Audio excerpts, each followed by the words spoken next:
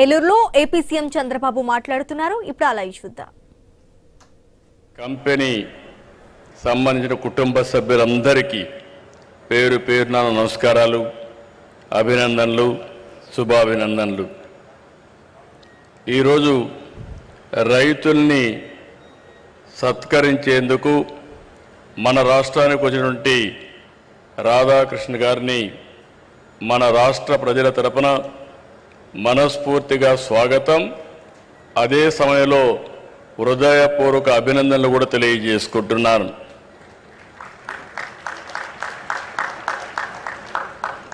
ఈరోజు ఉపరాష్ట్రపతి గారు రైతులపై నుండే ప్రేమ, అభిమానంతో ఈ కార్యక్రమానికి వచ్చారు.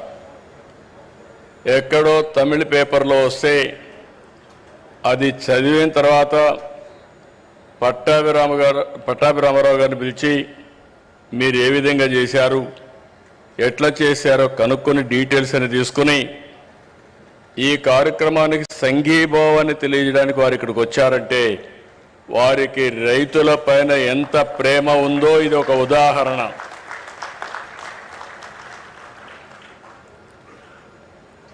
ఈరోజు ఫస్ట్ టైం దేశంలో తొలి non GMO popcorn maize hybrid విత్తనం ఇక్కడ ఆవిష్కరించడం, రైతుల్ని సన్మానించడం నాకెంతో సంతోషంగా ఉంది. ఈ హైబ్రిడ్ విత్తనం భారత నేలపైన వాతావరణ పరిస్థితులకు అనుగుణంగా దేశీయంగా పాప్కార్న్ ఉత్పత్తిలో స్వయం సమృద్ధి సాధించేందుకు ఈ నూజివీడు గడ్డ పైన ముసునూరులో చేయడం మనందరికీ గర్వకారణం. దేశీయ విత్తనాన్ని ఆవిష్కరించిన గోర్మే పాప్కార్నియ సంస్థకి మనస్ఫూర్తిగా శుభాకాంక్షలు. ఈ సంస్థ ఎండి పట్టాభిరామారావు గారు, వాళ్ళ ఫ్యామిలీ అందరికీ తెలుసు, కానీ ఇప్పుడు కొద్దిగా వెనకబడ్డాం. ఆ ఫ్యామిలీ ఈస్ట్ గోదావరి జిల్లాలో ఎస్పీబీ పట్టాభిరామారావు గారు ఆ రోజు కేంద్రంలో మంత్రిగా ఉండడం, వీళ్ళ చిన్న తాత సత్యనారాయణ గారు మళ్ళీ ఎన్డీఏలో వాజ్పేయి గవర్నమెంట్లో మంత్రిగా పనిచేయడం, అదే మరి వాళ్ళు ఎప్పుడో షుగర్ ఫ్యాక్టరీ పెట్టి రైతుల్ని ఏ విధంగా ఆదుకోవాలని ఆదుకున్న చరిత్ర. అలాంటి వ్యక్తి ఈరోజు మళ్ళీ ఒక మంచి సంస్థకు శ్రీకారం చుట్టాడు. ఈరోజు మీరు ఒకసారి చూసి 2014లో ప్రారంభించారు, ఎగ్జాక్ట్గా 11 సంవత్సరాలు.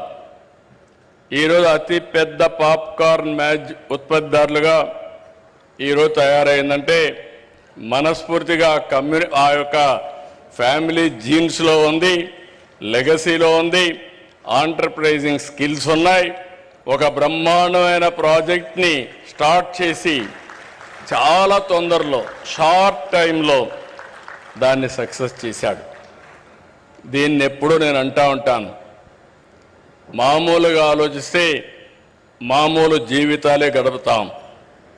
ప్రతి ఒక్క పని కూడా వినూత్నంగా చేయాలి, ఇన్నోవేటివ్గా చేయాలి, అప్పుడే సాధ్యమవుతుంది. దానికి ఇది ఒక ఉదాహరణ. దేశంలో 17,500 మంది రైతులతో దాదాపు 40,000 ఎకరాల్లో వేశారు. 11 సంవత్సరాల్లో 8 రాష్ట్రాలకు వెళ్ళారు. ఇది మామూలు చిన్న విషయం కాదు. ఇక్కడుండే ప్లాంట్ మీరు చూస్తే 29 టన్నుల సామర్థ్యంతో